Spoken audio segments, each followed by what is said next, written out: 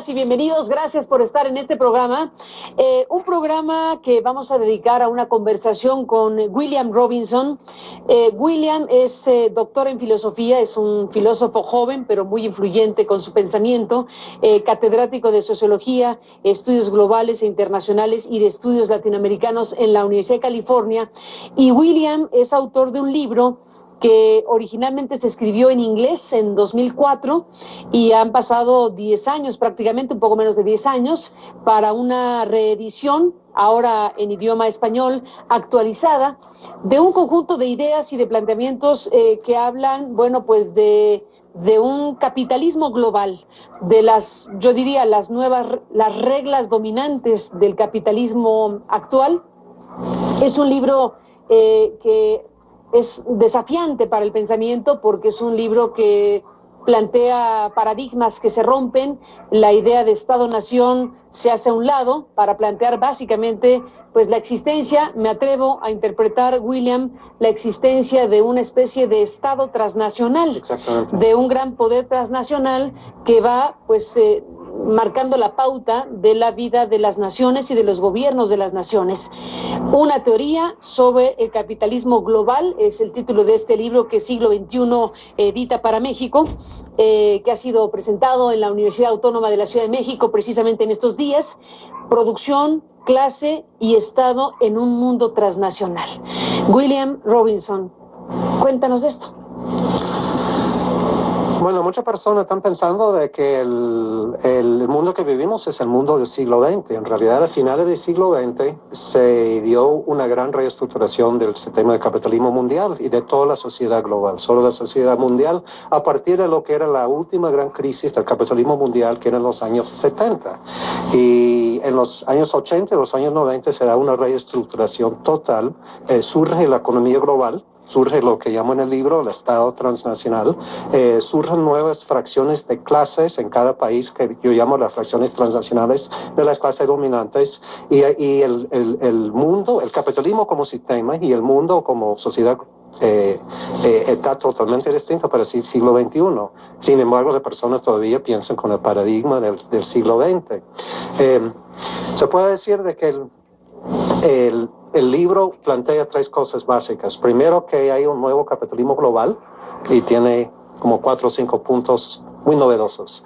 Segundo, que el nuevo capitalismo global de este siglo XXI está en crisis, está en grave crisis. Crisis estructural que se podría convertir en crisis sistémica. ¿El mismo paradigma nuevo? No el paradigma es la forma de pensar en esas cosas, pero el sistema. El sistema de capitalismo global está en grave crisis. Y la tercera, el tercer gran argumento del libro es que los grupos dominantes, la élite transnacional, ha respondido a la crisis actual. Y esa es la parte actualizada del libro, de la nueva edición en español. Es que la élite transnacional ha respondido a esta última crisis que se siente tan fuerte en el 2008, pero que sigue hoy en día, con diferentes tres mecanismos que no hacen nada más que agravar lo que yo llamo ahora la crisis de la humanidad, la crisis de la civilizatoria. Lo que está pasando aquí es que de los años 80 para acá se ha dado una tremenda polarización social mundial. Polarización social mundial. Los ricos se han hecho más ricos. Surgen nuevas clases medias acomodadas, pero el 20% de la humanidad se en todos los países, aquí en México, en Estados Unidos, y 80% de la humanidad se ha hundido más en la miseria, más en la pobreza, mientras a la vez la economía global que surge a partir de los años 70 produce cada vez más riqueza. Y entonces crece la economía global y se disminuye la capacidad de absorber lo que produce. Entonces hay una gran polarización social y una gran crisis estructural. La élite en el siglo XXI y sobre todo a partir del 2001, 2002 a la fecha, responde con tres mecanismos para mantener a flote el sistema. Y el primer mecanismo que analiza el libro es la acumulación militarizada. ¿Acumulación militarizada. A ver, ¿qué Acumulación militarizada quiere decir que se mantiene la acumulación en el sistema capitalista mediante conflictos militares, mediante los gastos militares, mediante los conflictos sociales. Por ejemplo, no solo las guerras... Guerras por razones económicas. Guerras por razones económicas, exactamente, pero no solo estamos hablando de guerras. Bueno, estamos hablando de Irak, estamos hablando de Afganistán, estamos hablando de donde haya conflictos en el Medio Oriente y en Israel, pero también la militarización de la frontera México-Estados Unidos es una cuestión de miles de millones de dólares en ganancias y de empleos, se genera impuestos. La creación del ejército de seguridad privada, de seguridad privada para resguardar a los rasgos del mundo, de donde viven los ricos y la clase acomodada, todo eso. Pero el elemento más importante para mí es acumulaciones en función de seguir acumulando el capital, mientras no hay otra salida para el capital porque la masa de la humanidad ya no puede consumir. Entonces esa es la primera respuesta que se ha dado, acumulación militarizada.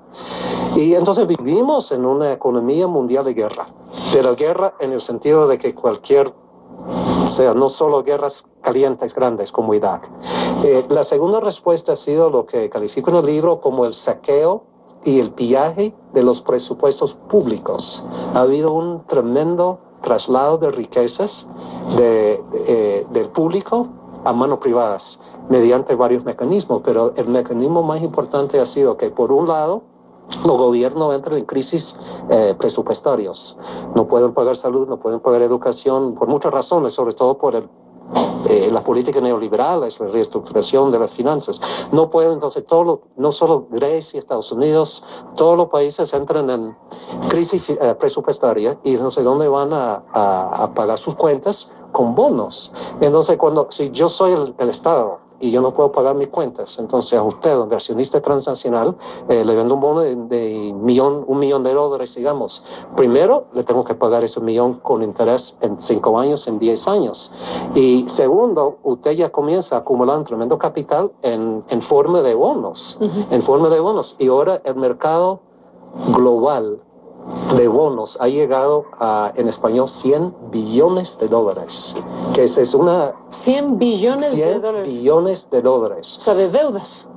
Deudas que deben que los gobiernos a los inversionistas, a la élite transnacional, a lo que llamo la clase capitalista transnacional. ¿Qué significa eso? Que la masa de la humanidad, o sea, los gobiernos tienen que pagar eso extrayendo impuestos de la masa de la humanidad. Entonces, la clase capitalista transnacional y los inversionistas, la élite transnacional, ya tiene, o sea, es como una forma de tener empeñado los salarios futuros y los presupuestos. Entonces, el segundo mecanismo, el pillaje y saqueo de los presupuestos públicos. Y el tercer mecanismo ha sido la especulación financiera. La especulación financiera. Cada vez más tenemos una economía global basada, por parte de la militarización, en la especulación financiera y no productiva. Y eso es lo que llevó al colapso de 2008. Primero había una tremenda especulación en los mercados hipotecarios, ustedes se acuerdan de eso, eso afectó a todo el mundo. Imposible olvidarlo. Imposible olvidarlo. Y algunos economistas, algunos comentaristas dicen, bueno, de 2008 a 2014 se resolvió el problema y ahora hay un repunte de nuevo de la economía global, pero es totalmente falso cuando analizamos qué es lo que ha pasado entre 2008 y 2014. Simplemente la especulación financiera se ha trasladado a otros sectores. Primero, el mercado global alimenticio, y por eso suben los precios del alimento, y después hay sublevaciones por donde quiera, porque no se puede aumentar. Segundo, por los mercados energéticos, muy volátil, y más reciente por los mercados, entre otros, de bonos. Entonces decía que usted como inversionista que compre de mi estado $1 millón, que usted no queda con el bono, va especulando con esos bonos. Entonces la economía global se ha mantenido a flote mediante estos mecanismos, y ninguno de estos mecanismos resuelve el problema de la humanidad. Sino lo agrava, porque ahí está el punto. Después de la pausa regresemos en esta conversación sobre una teoría del capitalismo global, hablando de producción, hablando del Estado en el mundo transnacional y los demás asuntos que William aquí está comentando. Volvemos.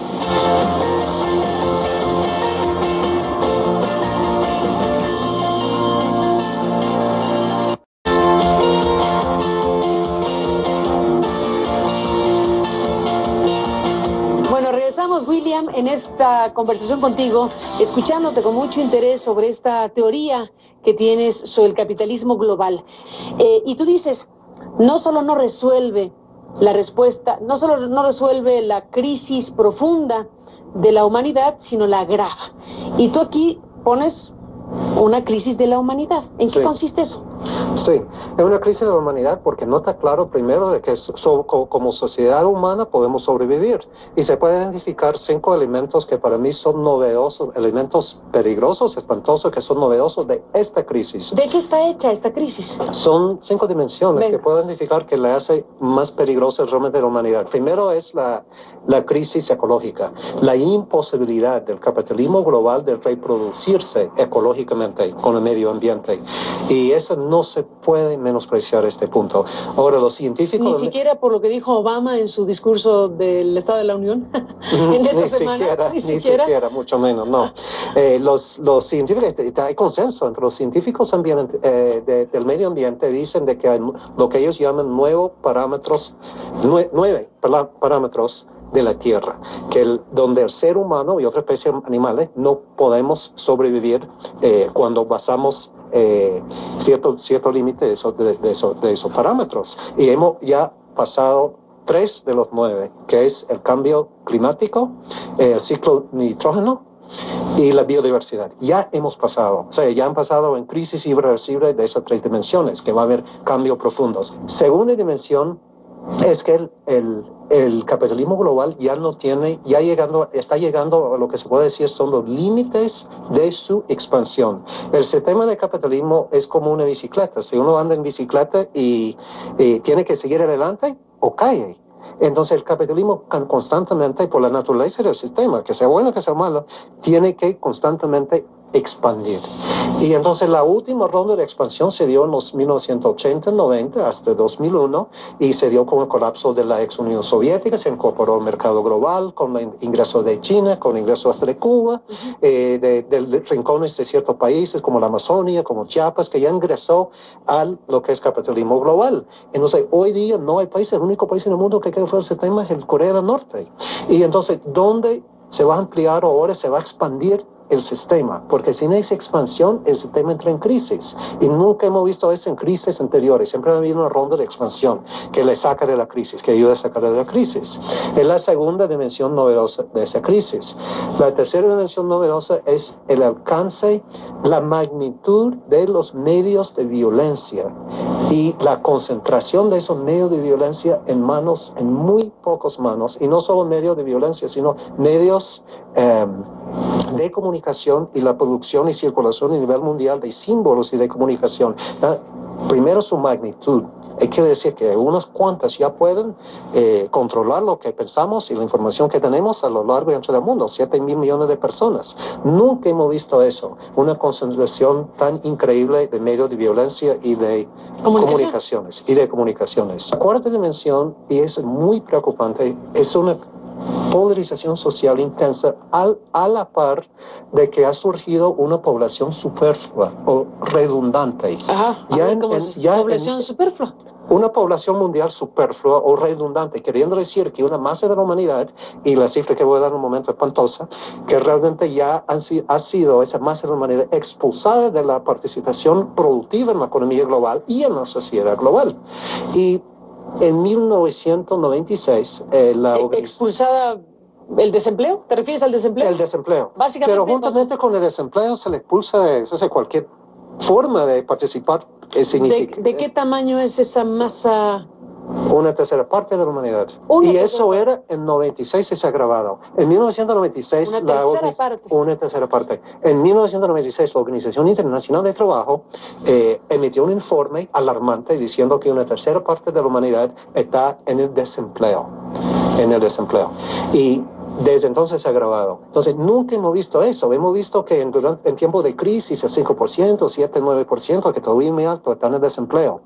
Pero ahora una tercera, es un nuevo fenómeno, una masa de la humanidad que es población superflua, redundante, no tiene participación, no tiene dónde entrar. Es horrible el concepto, pero se entiende en términos de una tercera parte de la población que no embona en este sistema que... Exactamente. Y ahí cae encima de esa población los sistemas de control social, porque tienen una rebelión real o potencial, ya sea rebelión negativa de meterse en narcotráfico, en delincuencia, o positiva, que sea movimientos sociales para el cambio, lo que fuera, ya ahí va la acumulación militarizada de que hablamos anteriormente sobre eso. Por ejemplo, el problema de la ley transnacional es cómo contener ese masa de la humanidad que no tiene participación en la sociedad global. Entonces, eso no lo hemos visto en crisis anteriores. Y ahí está me llama mucho la atención, y creo que va en la misma lógica, que en tu punto número 3 estás diciendo que la magnitud de la concentración de medios de violencia lo pones junto con la magnitud de concentración de medios de comunicación. O sea, las dos grandes herramientas de control de esa tercera masa superflua, como le llamas, son medios de comunicación y elementos militarizados. Exactamente. Esas son las dos herramientas principales. Exactamente. ¡Qué fuerte! Pues exactamente. En términos de gran... Y un potencial de rebelión tan grande como la tercera parte de una población mundial. Sí, es casi como las películas de ciencia ficción de un futuro desutópico, un futuro desutópico. Se está volviendo realidad. Estaba comentando con un futuro desutópico, sí. O sea, sin ninguna esperanza. Hay esperanza, claro, hay esperanza, que lo primero para poder transformar este mundo y tener esperanza, primero hay que analizarlo tal como está. Correcto. Pero sí hay esperanza. Pero estaba comentando con el doctor Sandoval, el compañero aquí, colega aquí, que me estaba llevando, y estábamos analizando de esa película, Hélice, creo que se llama Hélice la película, que los ricos ya se han separado tanto de la masa de la humanidad que viven ahí arriba y nunca se bajan a la tierra.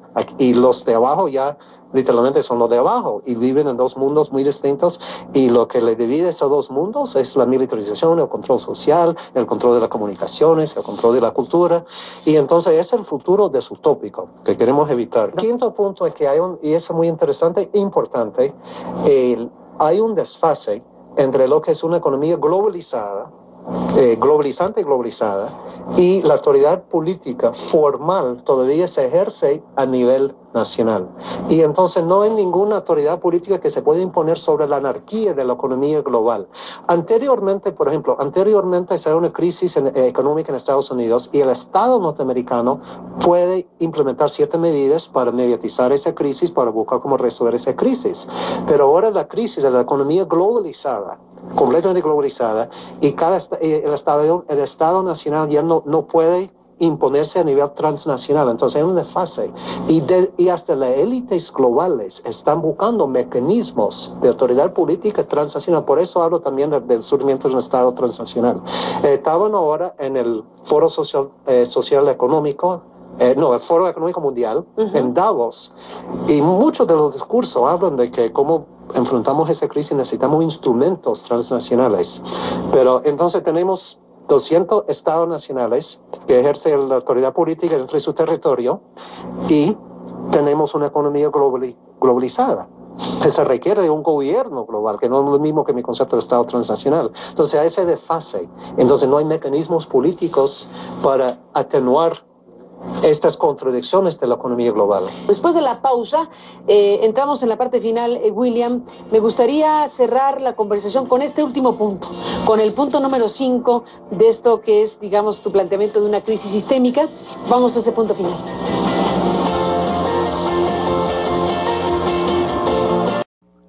Nos vamos, William, en este último bloque. Con todo lo que has dicho, pienso mucho en América Latina y sus presidentes y sus presidentas. América Latina ha optado dominantemente por un tipo de gobernante fuerte, a veces contestatario, que ha tenido conflictos incluso con transnacionales, y que habla de una región que de alguna manera se contrapone a esta enorme dominancia de lo transnacional, con sus variantes. ¿Qué reflexión hacer frente a lo que nos estás planteando para el tema de la democracia, para los gobiernos como los latinoamericanos? No hablo de México, pero sí del resto de América Latina. Sí, dos puntos para comenzar de reflexión. Primero, cuando hablamos de democracia, es muy importante hablar de democracia, porque realmente la democratización de la sociedad global es lo que necesitamos. A la salida de la crisis, eso es. Pero el problema es cuando hay tremenda concentración de poder económico, siempre se traduce en influencia política y socava y mina la democracia. O sea, no puede haber democracia política con una concentración tan fuerte y tan total de recursos económicos. Punto. Sí. Ese es el primer punto en definitivo. Los gobiernos de América Latina, sobre todo de América del Sur, lo que han hecho es utilizarlo, y bueno, los lectores, los oyentes ya sabemos eso, han usado los recursos naturales y los recursos públicos, es el segundo punto de presupuestos públicos, para una redistribución hacia abajo. Y entonces han estado un poco más protegidos de la crisis global, o sea, donde más ha habido crecimiento económico y más han evitado los estragos más fuertes de la crisis global, ha sido, por ejemplo, en Venezuela, en Bolivia, en los países que han redistribuido para abajo una parte de los ingresos nacionales utilizando recursos naturales. No es un modelo sostenible a largo plazo por cuestiones ecológicas, pero nos da algunas lecciones, y la lección ahí es realmente para salir de la crisis global hay que tener una redistribución por abajo de los recursos, pero ahí entra el problema de cuál es el poder político que puede imponer esa redistribución, porque necesitamos duplicar, o sea, replicar las experiencias de esos países suramericanos, pero el problema es que un solo país, como todos los países, tenemos un nuevo sistema globalizado de producción, de servicio, de finanzas. Entonces, ningún país puede quedar fuera del sistema globalizado de producción, de finanzas y servicio. En el panorama más grande, yo diría de que ningún país por sí solo puede retirarse del capitalismo global, del sistema global. Al todo lo contrario, tiene que insertarse. Y por eso necesitamos realmente mecanismos de redistribución y democratización de la economía y de la política global. Del petróleo, del gas natural, tenemos que tener un recambio total de la base energética. Sí, como un elemento, desde luego, urgente. Urgente. Pues bueno, por lo pronto, William Robinson, se nos termina el tiempo, pero es estimulante escuchar este conjunto de ideas y de planteamientos, esta teoría sobre el capitalismo global que estás exponiendo. Y bueno, creo que en un mundo como el que vivimos estamos obligados a escuchar y a discutir acerca de todo esto que involucra, pues eso, al planeta entero. Gracias, William, por estar aquí y compartir tus ideas. Gracias, ha sido un placer. Igualmente, gracias. Y gracias a usted que nos permitió acompañar. Hasta la próxima.